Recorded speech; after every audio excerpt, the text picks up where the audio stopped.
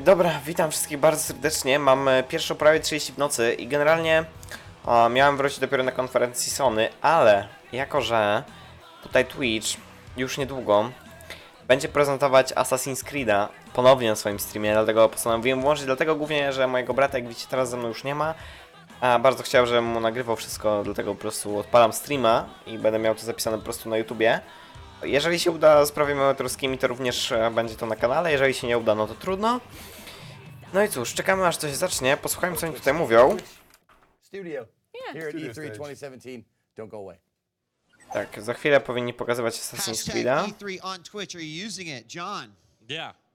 Okay, let's pull up the poll that Yeah. says. No, just kidding. We're gonna do a social check-in here. E3 on Twitch. It's been hot. Dobrze, na razie tutaj jeszcze jakieś tam checkouty socjalne, bla bla bla, czyli tego typu nieciekawe rzeczy.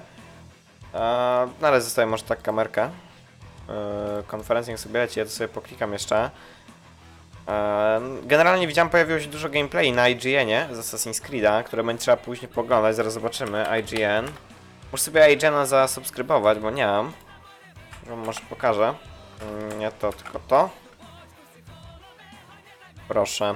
Assassin's Creed, Assassin's Creed, Assassin's Creed, Assassin's Creed, Assassin's Creed. Raz, dwa, trzy, cztery, 5 gameplay. W tym tutaj trailer. Trailera powiedzmy nie oglądamy, ale jest 5 gameplay. 4 gameplaye. Gdzie nigdzie ich nie ma, także IGN na propsie. Zdecydowanie. Mam tutaj trochę jeszcze herbaty. Na szczęście już mi się spać nie chce. Zobaczymy jak będzie przy konferencji Sonego. To jest dopiero za pół godziny. Za półtorej godziny nawet.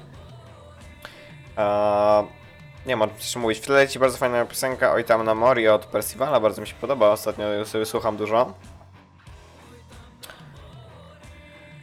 No i co? Czekam aż ty pokażę Assassin's Creed'a. Obejrzymy Assassin's Creed'a i myślę, że znowu live'a wyłączę. I sobie coś tam pooglądam jeszcze na YouTubie. Ewentualnie właśnie te gameplaye z Assassin's Creed'a jeszcze. A później zobaczymy. Do you want a sequel to The Last of Us? Of course. Bardzo, że chcemy. I niedługo to pokażę właśnie na konferencji Sonego. Także no. Powinno być fajnie. Czekajcie, może zmienię tytuł streama, bo jest ustawiony. Oglądamy E3 i tu już został tylko Sony. I start ustawimy na drugą, powiedzmy 45. W ten sposób, dobra. Chociaż to i tak tam mało zmienia, i tak pewnie nikt nie dobije o tej porze. Bo wiadomo, większość osób pewnie śpi. No i czekamy na Assassin's Creed'a. Miał być za 5 minut, także mamy jeszcze chwilę. Żeby nie wiem co porobić. Ja sobie poskroluję Facebooka, dlatego że głównie to właśnie z Facebooka te różne rzeczy tutaj są. Generalnie są mieszane opinie na temat tego Assassin's Creed'a. Jednym się podoba, innym się nie podoba. Właśnie mamy te właśnie fragmenty rozgrywki z IGN-u. 2. No cóż, zobaczymy no dopiero w grze, jak to będzie dokładnie wyglądać.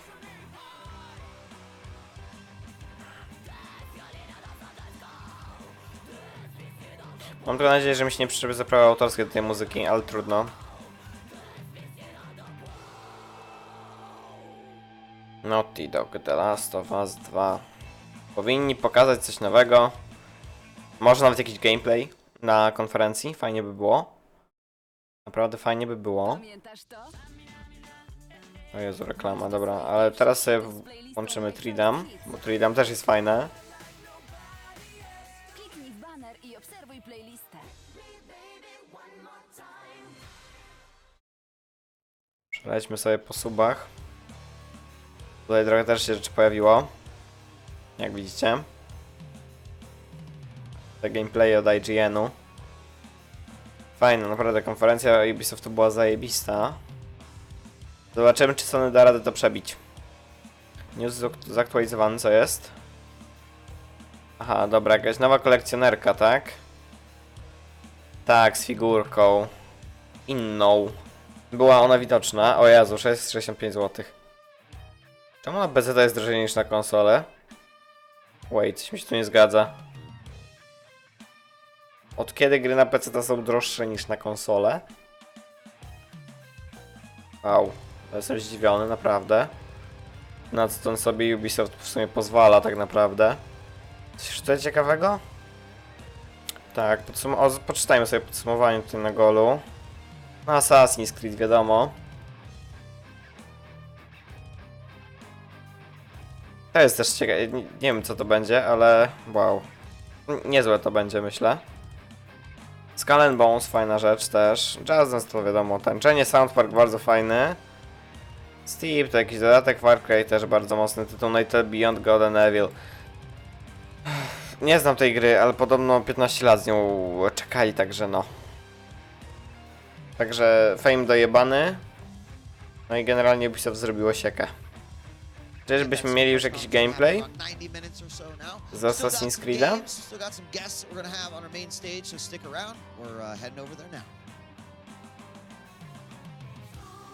Okej, dobra. Mamy Assassin's Creed'a, już podgłaśniam, daję na pełen ekran, oglądamy. Pokazuję jeszcze raz trailer, to już widzieliśmy, ale za chwilę powinny być też gameplaye. Nie będę się opowiadać. Ale trailer tak pokażę jeszcze raz. To tame their beasts. The first to guard the soul from evil.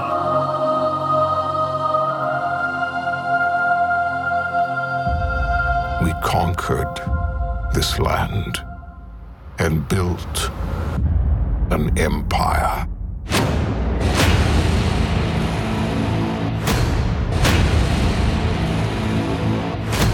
But there are whispers on the wind. A brotherhood born in the shadows.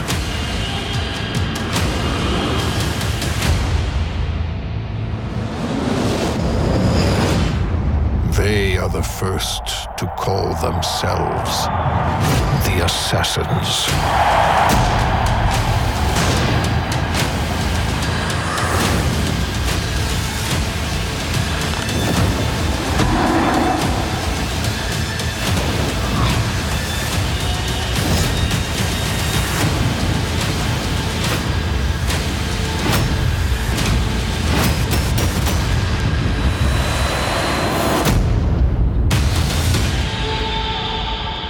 Ten trailer za każdym razem jest tak samo dobry.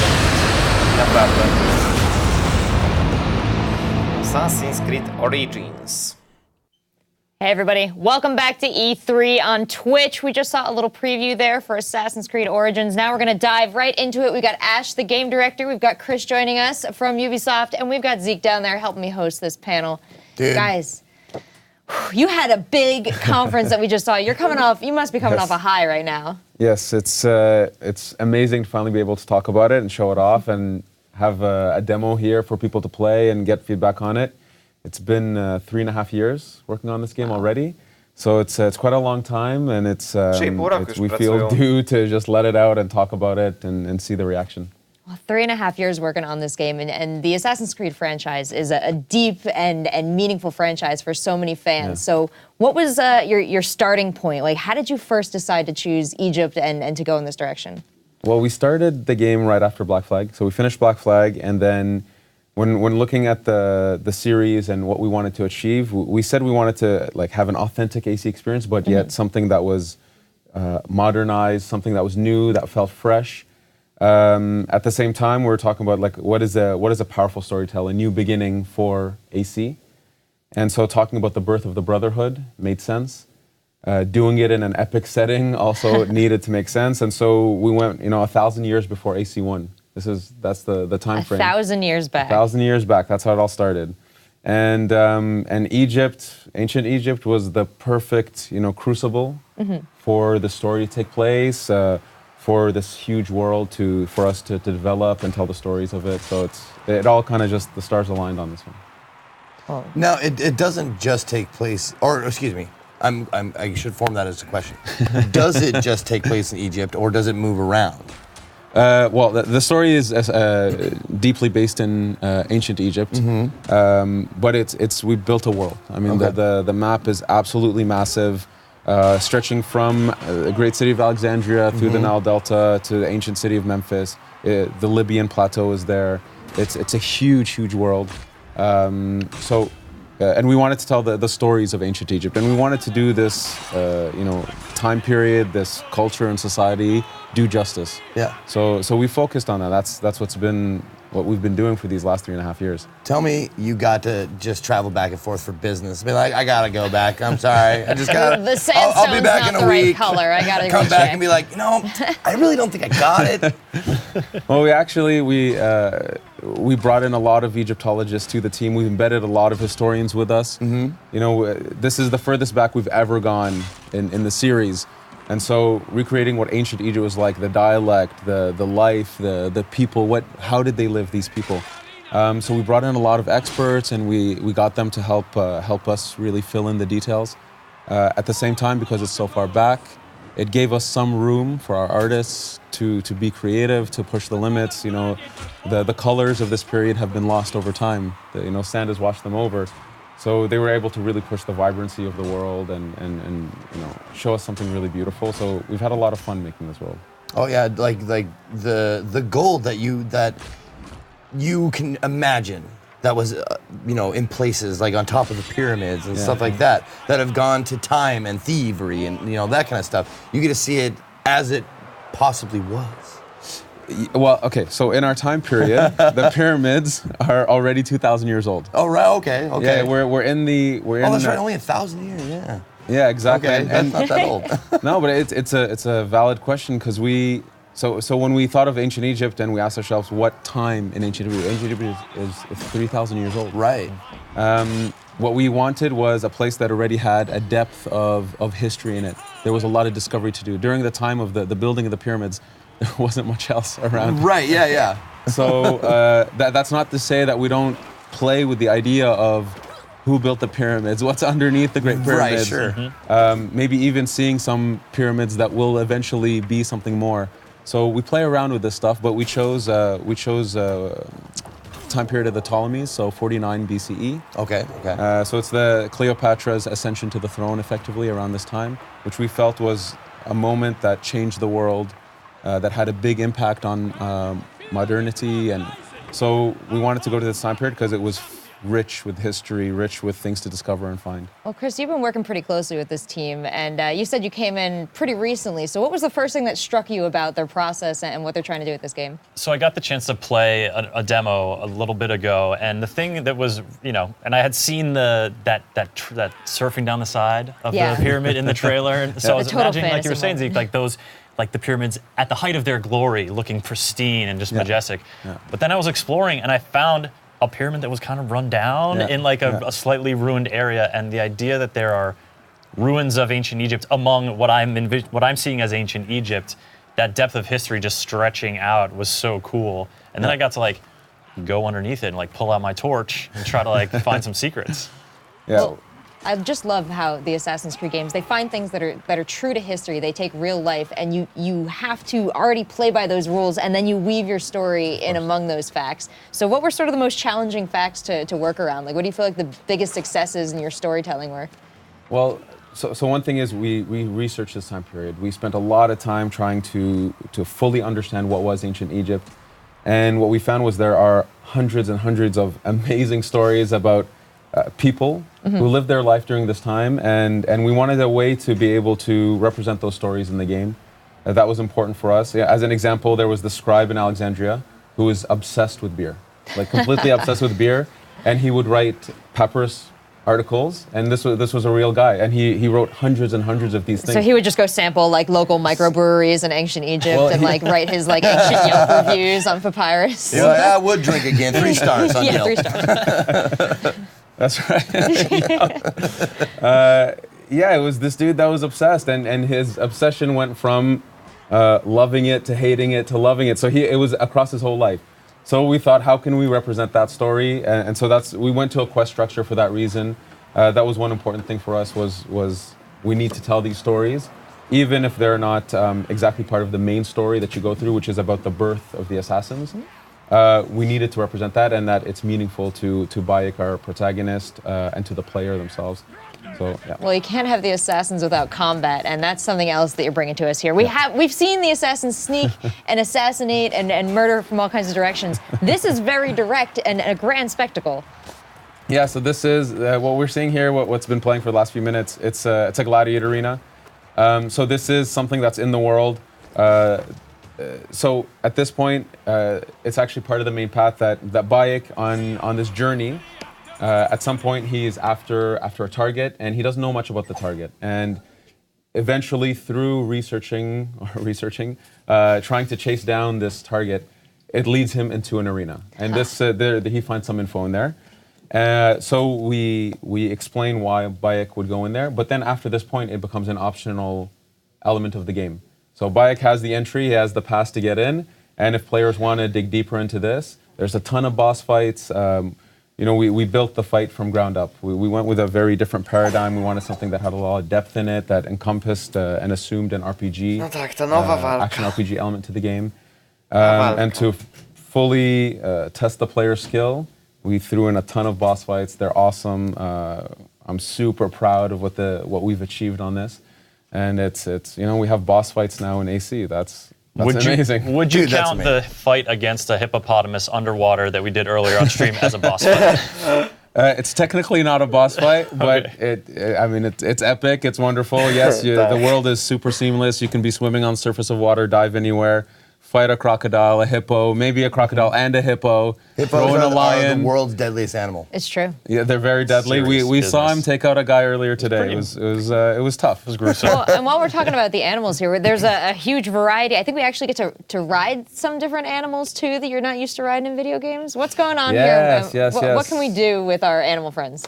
Yeah, so you can't do Egypt without riding a camel. So you have many different mounts in the game. Camels, horses, you can go horseback, chariots, feluccas, which are boats for the time period, or reed boats. There's many types of boats. So, traveling through Egypt, we made sure that, again, we did justice to the time period. We offered all the vehicles that you could possibly have during this time. Now, horses weren't, you had to be quite rich to have a horse, but of course we needed to have horses in the game.